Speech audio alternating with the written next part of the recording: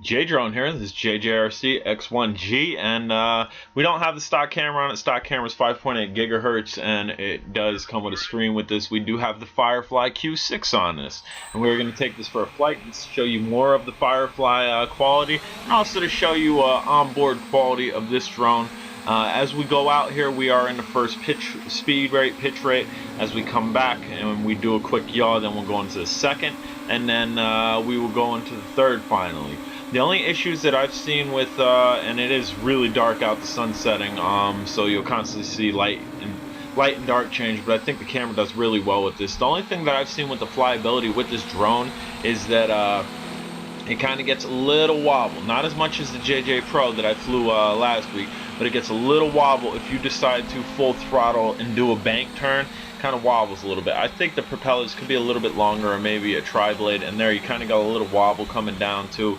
But all in all, this is a nice drone. Get this out during the daytime and fly this not carelessly, but nice and nonchalant. You probably get really decent footage. We got decent footage of that sun there. Enjoy the rest of the flight, guys. I'm J Drone. If you haven't subscribed, please do, and have a wonderful day.